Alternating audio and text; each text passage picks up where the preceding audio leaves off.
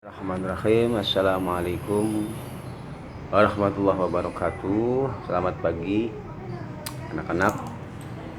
Mari kita awali pembelajaran kita dengan mengucapkan Bismillahirrahmanirrahim. Pada kesempatan pagi hari ini kita akan membahas pembelajaran sejarah kebudayaan Islam. Penting bagi kita untuk mengetahui sejarah daripada kebudayaan Islam yang merupakan agama mayoritas ya yang dipeluk oleh penduduk Indonesia ya. Karena agama Islam ini agama yang multi, agama yang tidaklah bertentangan tapi kan dengan adat budaya satu negara atau negara yang ada. Islam menyempurnakan ya kebudayaan dan kebiasaan satu negara. Tidak ada pertentangan antara agama dengan budaya ya. Maka di sini kita harus mengetahui bagaimana sejarah daripada masuknya agama Islam khususnya di Nusantara ini.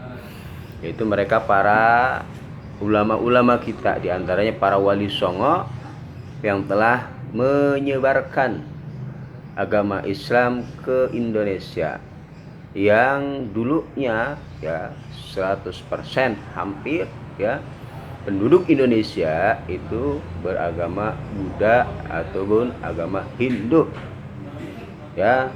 Dengan perjuangan dakwah mereka, para ulama-ulama kita terutama wali songo mendakwahkan agama Islam bil hikmah wal mau'idatil hasanah, dengan kebajikan dan nasihat yang baik, tanpa ada kekerasan, tanpa ada mengalirkan darah, tetapi dengan memasukkan budaya-budaya yang ada di Indonesia dengan aura-aura Islami, sehingga sampai sekarang Islam menjadi agama terbesar di Indonesia berkat perjuangan para wali songo yang mendakwahkan Islam dengan lemah lembut, tidak dengan mengangkat pedang, tidak dengan menyesat-nyesatkan orang, tidak dengan mengkafir-kafirkan orang, tetapi dengan pendekatan yang lembut sehingga penduduk Indonesia pada waktu itu mau dengan sukarela untuk memeluk agama Islam. Ini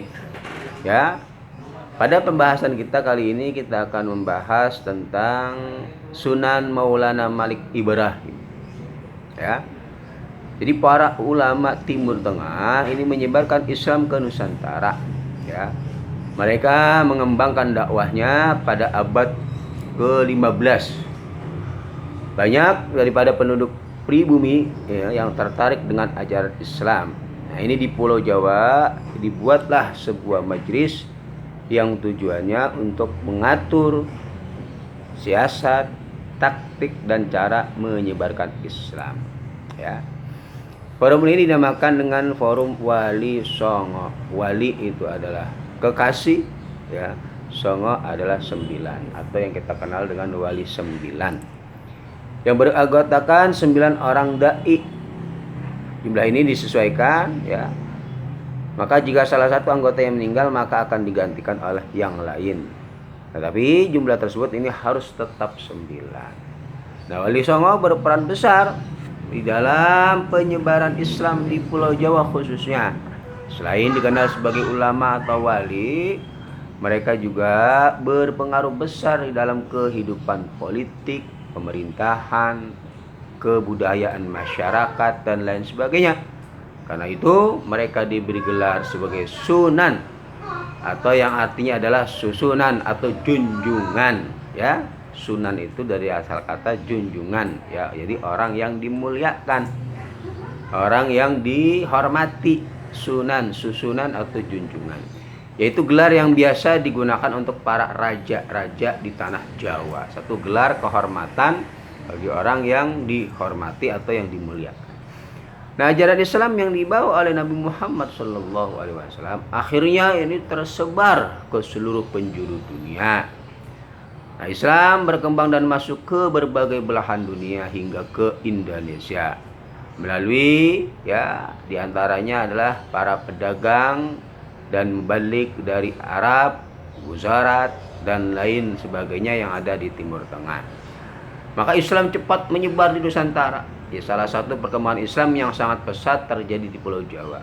Nah, Islam di Pulau Jawa ini berkembang dan tersebar luas berkat jasa daripada 9 orang wali yang kemudian sampai sekarang dikenal dengan Wali Songo, yang makamnya sampai dengan hari ini penuh diziarahi oleh para penziarah oleh para umat muslim khususnya yang ada di Nusantara ini. Istilah Wali Songo ini terdiri atas 2 kata yang berasal dari bahasa Arab dan Jawa. Wali atau wali berasal dari bahasa Arab yang artinya adalah orang yang berkuasa, wali menguasai dalam suatu wilayah untuk menangani suatu urusan, berarti wali pemimpin waliul amri. Nah, pengertian wali juga berarti orang yang memiliki hubungan ketaatan yang sangat dekat dengan Allah. Inna auliya Allah la khaufun alaihim wa la hum yahzanun. Ketahuilah bahwa kekasih-kasih Allah, para wali-wali Allah tidak punya rasa takut sama sekali. Innamal atau biasa disebut dengan waliullah. Ini. Adapun kata songo ini berasal dari bahasa Jawa yang artinya adalah 9. Nah, istilah Wali Songo ini digunakan untuk menyebut 9 orang waliullah yang sangat dekat dengan Allah serta juga memiliki kemampuan yang luar biasa dalam menyebarkan agama Islam di Indonesia, khususnya di Pulau Jawa. Nah, Wali Songo ini menyebarkan ajaran Islam di tanah Jawa sekitar abad ke-14 hingga abad ke-16. Mereka mengajarkan Islam kepada masyarakat di berbagai daerah di pelosok Jawa yang belum memeluk Islam. Nah, kebanyakan agama yang dianut oleh masyarakat Jawa pada saat itu adalah agama Hindu dan Buddha, dengan bukti-bukti yang ada Candi Borobudur, Prambanan dan lain sebagainya, Bahkan Candi Borobudur ini termasuk candi terbesar dan masuk salah satu 7 daripada keajaiban dunia, Silakan Anda berkunjung ke Candi Borobudur, tapi bukan dalam rangka beribadah, tapi untuk melihat sejarah yang pernah ada di Pulau Jawa. Nah, ini dan juga ada aliran kepercayaan lainnya, kepercayaan masyarakat pada waktu itu. Nah, kekhususan wilayah yang menjadi tempat penyebaran ajaran agama Islam oleh Wali Songo ini disebut tersebut sehingga para wali dianggap sebagai mubalik, orang yang menyampaikan ajaran Islam di daerah-daerah tertentu di Pulau Jawa. Nah, berkembangnya agama Islam di Pulau Jawa ini berkat jasa dan perjuangan daripada Wali Songo yang dengan ikhlas, berarti tidak ada pamrih sedikit pun, ikhlas itu, Tidak ada tujuan materi di dalam berdakwah. Tidak ada tujuan agar dimuliakan. Tidak ada tujuan yang lainnya kecuali hanya mencari ridho Allah. Dan juga istiqomah. Apa istiqomah? Istiqomah ini konsisten. Selalu berdakwah dengan sabarnya. Serta tidak mengenal lelah untuk mengajak masyarakat mengenal Allah. Nah, dalam perkembangan Islam di Jawa, jasa-jasa Songo sangatlah besar nilainya. Ada 9 orang waliullah yang dianggap memiliki peran besar di dalam penyebaran agama Islam di tanah Jawa. Nah, ke-9 orang wali tersebut atau dikenal dengan sebutan Wali Songo adalah, ini kita lihat. Yang pertama, Maulana Malik Ibrahim. Lahir beliau pada pertengahan abad ke-14, 1419 Masehi, yang dijuluki dengan Sunan Gresik. Medan dakwahnya atau wilayah dakwahnya ini daerah Gresik. Nah, kalau Anda ingin berziarah, Anda bisa ke Gresik, itu ada di sana, Sunan Gresik atau yang dikenal dengan Sunan Maulana Malik Ibrahim. Yang kedua daripada Sunan Wali Songo adalah Sunan Raden Rahmat. Beliau lahir pada tahun 1401 Masehi, meninggal 1481 Masehi, atau yang dikenal dengan Sunan Ampel. Ya, wilayah dakwah beliau Sunan Ampel ini daerah Ampel. Ampel itu di daerah Surabaya sana, ya, makamnya, ya.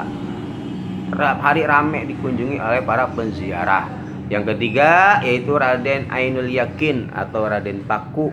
Beliau lahir pada tahun 1442 Masehi, awal abad ke-16, atau yang digelari atau dijuluki dengan Sunan Giri.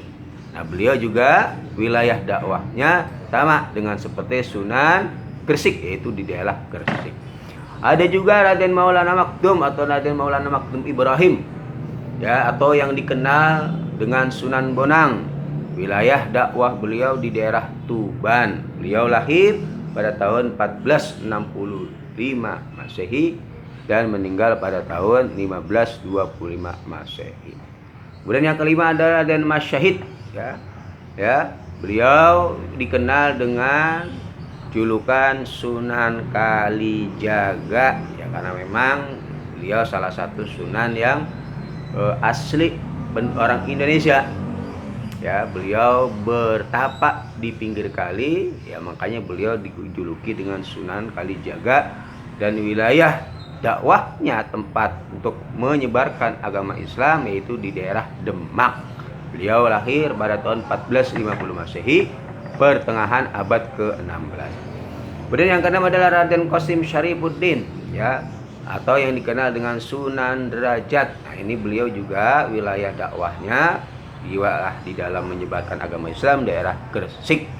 Ada juga Raden Said atau Raden Prawata, atau yang kita kenal dengan Sunan Muria. Beliau tempat dakwahnya atau wilayah dakwahnya di daerah Jepara.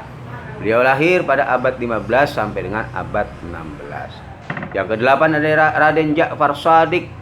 Beliau lahir dan wafat pada abad ke-15 pada tahun 1550 Masehi, atau yang dikenal dengan Sunan Kudus. Wilayah dakwah beliau adalah di wilayah Kudus. Dan yang terakhir adalah Syarif Hidayatullah atau yang dikenal dengan Sunan Gunung Jati, ya, tempat wilayah beliau dakwahnya adalah di daerah Cirebon, Jawa Barat.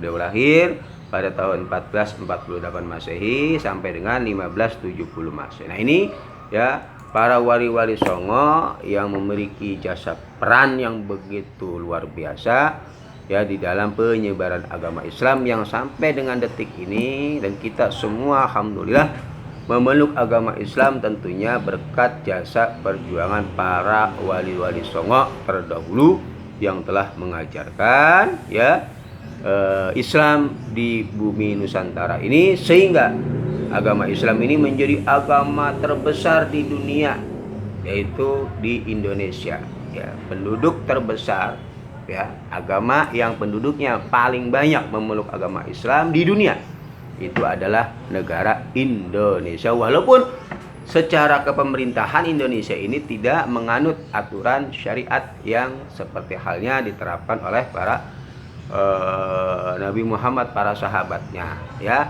tapi dengan sistem yang telah disepakati oleh para pendiri bangsa, ya, oleh para bapak bangsa kita yang di dalam memperjuangkan kemerdekaan Republik Indonesia, karena melihat penduduk Indonesia ini, ya, multi, ya, bermacam bentuk, ragam budaya, ya, ada di Indonesia, bahasa begitu luar biasa, agama pun, ya, di Indonesia ini banyak, sehingga dikhawatirkan kalau memang ditentukan model negaranya ini model negara Islam, ya, akan terjadi perpecahan, ya, akan terjadi kehancuran daripada Republik Indonesia, sehingga para pendiri bangsa kita merumuskan, ya, model negara yang seperti sekarang ini kita anut, yaitu negara yang berlandaskan Undang-Undang Dasar yang telah ditetapkan dan dengan aturan yang ada di Pancasila itu, ya, ketuhanan yang Maha Esa, ya, dan itu, ya, kita perlu ketahui tidak sama sekali bertentangan dengan Al-Quran maupun agama kita. justru berjalan selaras ya dengan agama kita, yaitu agama Islam ya. Tidak ada pertentangan sama sekali, dan ini sudah final ya di dalam menentukan model negara yang dianut oleh negara kita, khususnya Indonesia. Maka mereka yang ingin berusaha merusak tatanan-tatanan yang sudah ada ya, berarti mereka adalah orang tidak mencintai ya negaranya ya.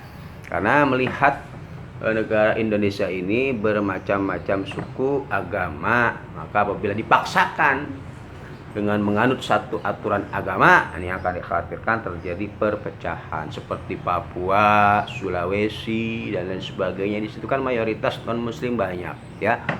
Ya, akan terjadi kecemburuan dan akan terjadi perpecahan sehingga akan terpecah-pecahlah negara Indonesia ini. Maka kita wajib sebagai generasi penerus perjuangan para pendiri bangsa ini menjaga, merawat, mempertahankan negara Indonesia ini dengan sebaik-baiknya agar tidak terjadi kehancuran. Maka kita harus bisa membaca sejarah.